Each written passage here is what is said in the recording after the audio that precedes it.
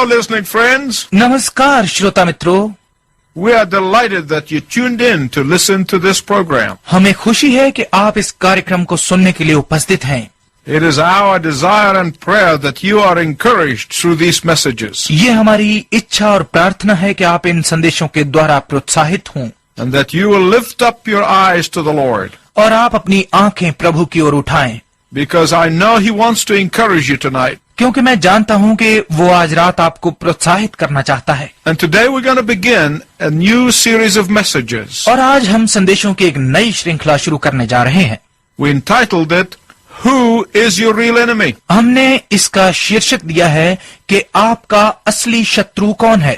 We want you to know who is the real enemy in life. हम चाहते हैं कि आप जान लें कि जीवन में असली शत्रु कौन है।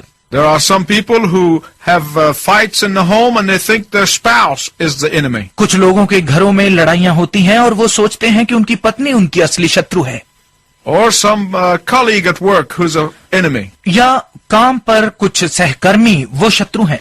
But tonight we're going to tell you who is the real enemy. परंतु आज रात हम आपको बताएंगे कि कौन असली शत्रु है। How is the real enemy able to use one or both people at war? वो असली शत्रु कैसे लड़ाई में एक या दोनों लोगों का प्रयोग कर पाता है।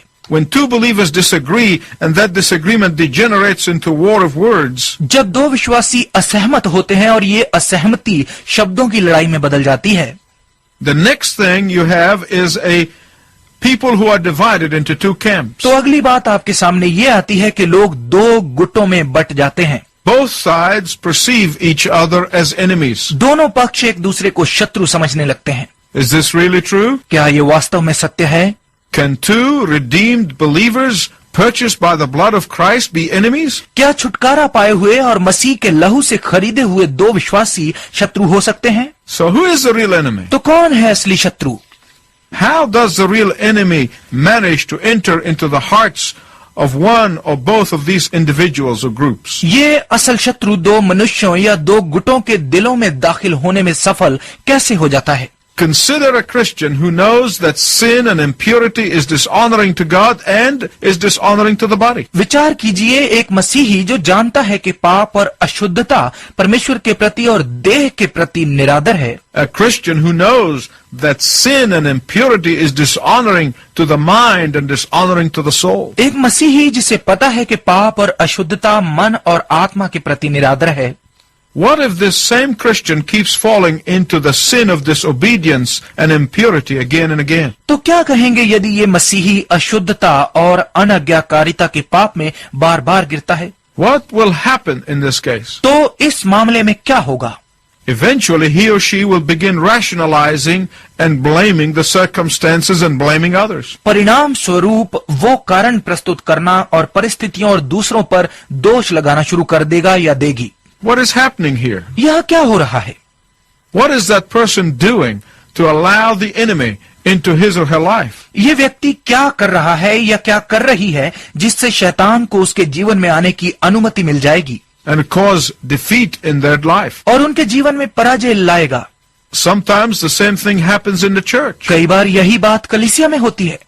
Church that is active and vibrant. वो कलीसिया जो सक्रिय और जोशीली है। Satan uses someone to come in and try to change the direction. शैतान किसी का प्रयोग करता है कि वो अंदर घुसे और दिशा बदलने का प्रयत्न करे। And eventually they will do good works but stop preaching the gospel. और फलस्वरूप वो अच्छे काम करेंगे लेकिन सुसमाचार का प्रचार बंद कर देंगे। It doesn't matter what they say or what their suggestions are. इसका कोई अर्थ नहीं है कि वो क्या कहते हैं या क्या सुझाव देते हैं। The point is this. विषय ये है, Their suggestions move that vibrant church out of the will of God. उनके सुझाव उस जोशीली कलीसिया को परमेश्वर की इच्छा से बाहर कर देते हैं। And soon a few of detractors will gather more detractors around them. और जल्द ही थोड़े से आलोचक अपने साथ और आलोचकों को एकत्र कर लेंगे। Eventually, within a short period of time, that vibrant church becomes spiritually dead. परिणाम स्वरूप थोड़े से समय में ही वो जोशीली कलीसिया आत्मिक रूप से मृत हो जाती है। I have seen some of the great churches of the world who now only have 6 people worshiping in them. मैंने संसार की कुछ महान प्रार्थना भवनों को देखा है जिनमें अब केवल 6 लोग ही आराधना करते हैं। These churches are big, magnificent buildings, ये प्रार्थना भवन बड़ी और शानदार इमारतें हैं, but very few people coming in. लेकिन बहुत कम लोग उनमें आते हैं। What happened? क्या हुआ? The enemy has come in the midst of the church. कलीसिया के मध्य में शत्रु घुस आया है। The goat has come in the midst of the sheep. भेड़ों के बीच में बकरा घुस आया है। He looks at the sheep. वो भेड़ों को देखता है। He looks like a sheep. वो एक भेड़ जैसा ही लगता है। He bleats like a sheep. वो भेड़ की तरह ही में आता है And everybody thinks he's a sheep. और हर कोई सोचता है कि वो भेड़ ही है। Then he gets some more goats around him. फिर वो अपने पास कुछ और बकरों को एकत्र कर लेता है And then they try to detract the church from its call to serve the living God. और फिर वो प्रयत्न करते हैं कि कलीसिया को जीवते परमेश्वर की सेवा की बुलाहट से घटाते जाएं। There's one thing you need to know about goats. बकरों के बारे में एक बात आपको जानना आवश्यक है। They are either change their nature and become sheep, या तो वो अपना स्वभाव बदलकर भेड़ बन जाएंगे or they will cause problems. या फिर वो समस्याएं पैदा करेंगे। The Apostle Paul talks to the Ephesian elders in Acts chapter 20. The Apostle Paul talks to the Ephesian elders in Acts chapter 20. प्रेरित पौलुस प्रेरितों के काम 20 अध्याय में इफिसी अगुओं से बात करता है। He did not tell them to worry about those outside of the church, उसने उन्हें कलीसिया से बाहर के लोगों से चिंतित होने के लिए नहीं कहा, but to be concerned about those who are inside. परंतु उनके बारे में चिंता करें जो अंदर हैं। Paul said to them, पौलुस ने उनसे कहा, what you should be concerned about तुम्हें जिस विषय में चिंतित होना चाहिए are the wolves that are going to rise from within the church to devour and destroy the church. वो है भेड़िए जो कलीसिया में से ही उठेंगे कि वो कलीसिया को निगल जाएं और नाश करें। Who is the enemy of God's work? परमेश्वर के कार्य का शत्रु कौन है?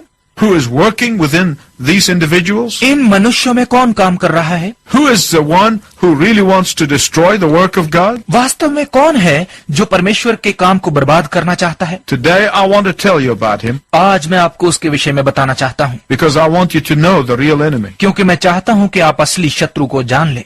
The average Christian is oblivious to the invisible war that is taking place right now. एक औसत मसीही इस वक्त चल रहे इस अदृश्य युद्ध को भूला हुआ है। The average Christian is unaware that whether we like it or not, we are in a state of spiritual warfare. चाहे ये हमें अच्छा लगे या ना लगे कि एक औसत मसीही इस बात से बेखबर है कि हम आत्मिक युद्ध की स्थिति में हैं। The average Christian does not know how to fight Satan, let alone win over him and defeat him. एक औसत मसीही को ये तक नहीं पता है कि शैतान से कैसे लड़े, उस पर विजय पाने या उसको पराजित करने की तो बात ही छोड़ दीजिए। Consequently, the cunning enemy uses Christians to fight one another. नतीजतन चालाक शत्रु मसीहियों का प्रयोग करता है कि वो एक दूसरे से लड़ें। He uses believers as his emissaries to do his bidding in order to destroy the work of God. वो परमेश्वर के कार्य को बर्बाद करने की बोली लगाने के लिए विश्वासियों को अपने संदेशवाहक के रूप में इस्तेमाल करता है। You say, how come? आप कहते हैं वो कैसे? How come the enemy can get into a believer and uses him to destroy the work of God? कैसे शत्रु एक विश्वासी में आ सकता है और उसका प्रयोग परमेश्वर का कार्य बर्बाद करने के लिए कर सकता है? When a person becomes a believer in the Lord Jesus Christ, जब एक व्यक्ति प्रभु यीशु मसीह में विश्वासी बनता है, when you come and surrender your life to the Lordship of Jesus Christ, जब आप आकर अपना जीवन यीशु मसीह की प्रभुता के अधीन कर देते हैं, when you come and say yes to Jesus and there is no other salvation except through Jesus, जब आप आकर यीशु को हाँ कहते हैं और कहते हैं कि यीशु के बिना कहीं और से उद्धार नहीं है, you have moved from darkness to light. तो आप अंधकार से ज्योति में आ जाते हैं। You are saved from eternal damnation. आप अनंत विनाश से बच जाते हैं। I want you to imagine your Christian life like a house. मैं चाहता हूं कि आप अपने मसीही जीवन की कल्पना एक घर के रूप में करें। In your soul, or there are many doors. आपकी आत्मा में बहुत सारे दरवाजे हैं। You have come and you surrendered your life to the Lord Jesus Christ, आप आए और अपना जीवन प्रभु यीशु मसीह के अधीन कर दिया, but not all the doors in that house of your soul have been closed to Satan. लेकिन शैतान के लिए आपके आत्मा के सभी दरवाजे बंद नहीं हुए। Some of these doors are not bolted. इन दरवाजों में से कुछ में ताला नहीं लगा। Satan comes in and he pushes on the door. शैतान आता है और दरवाजे को धकेलता है, And once he finds an opening, he goes in. और एक बार जब वो खुला पाता है तो वो अंदर चला जाता है। As you know, professional thieves never break and enter. जैसे कि आपको पता होगा कि पेशेवर चोर कभी भी तोड़कर प्रवेश नहीं करते। They go around the houses वे घर के चारों ओर जाते हैं and they push on the doors और वो दरवाजों को धकेलते हैं and they see which door that is left unlocked. और वो देखते हैं कि कौन सा दरवाजा खुला छूट गया है। Then they go in to rob and to destroy and to steal. और फिर वो लूटने, चोरी करने और बर्बाद करने के लिए अंदर जाते हैं। Satan is a gentleman thief. शैतान एक सभ्य चोर है। He does not break and enter. वो तोड़कर प्रवेश नहीं करता। He comes into your life, वो आपके जीवन में आता है, but you are the one who will either allow him in or refuse to let him in. लेकिन वो आप ही हैं जो या तो उसे अंदर आने देते हैं या उसे अंदर आने से इनकार कर देते हैं।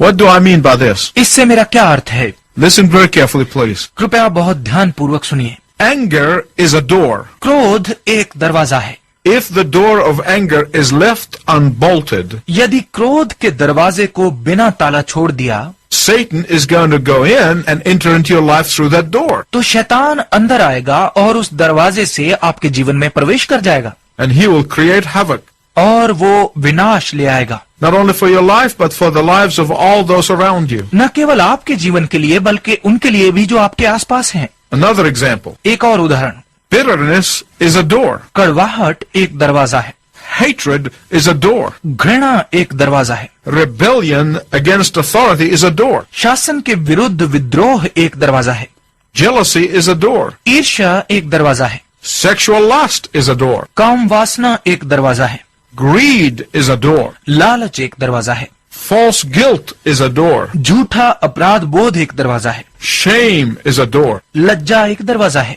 These doors, if they are not daily bolted and locked up in Satan's face, ये दरवाजे यदि इन पर प्रतिदिन ताले लगाकर शैतान के मुंह पर ताला नहीं लगाया जाता, they will give your enemy access into your very soul. तो ये आपके शत्रु को बिल्कुल आपके आत्मा में प्रवेश करने का रास्ता दे देंगे. So what is the first step toward defeating your enemy? तो अपने शत्रु को पराजित करने के लिए पहला कदम क्या है? Is to know your enemy. अपने शत्रु को जानना. Know how to shut him up. ये जानना कि कैसे उसका मुंह बंद होता है. Know how to defeat him before he defeats you. ये जानना कि उसे पराजित कैसे किया जाता है इससे पहले कि वो आपको पराजित करे. Know his operational procedure. उसकी कार्यविधि को जानना. Know what he thinks. ये जानना कि वो क्या सोचता है. Know when he attacks. ये पता लगाना कि वो कब वार करता है. How he attacks. कैसे वो वार करता है. To have victory over the real adversary of your soul, you must understand your adversary. आपके आत्मा के असल दुश्मन पर विजय पाने के लिए आपको अपने दुश्मन को समझना आवश्यक है. You must remember, however, that we are the only army that was ever assured of victory before the first shot was ever fired. इसके अलावा आपको याद रखना चाहिए कि हम ही वो एकमात्र सेना है जिसे पहली गोली चलने से पहले ही विजय का आश्वासन दिया गया. Therefore, temporary defeat in your life comes when we are willingly or ignorantly allow these doors to be open. इसलिए आपके जीवन में अस्थायी पराजय तब आती है जब आप स्वेच्छा से या अनजाने में इन दरवाजों को खुलने देते हैं.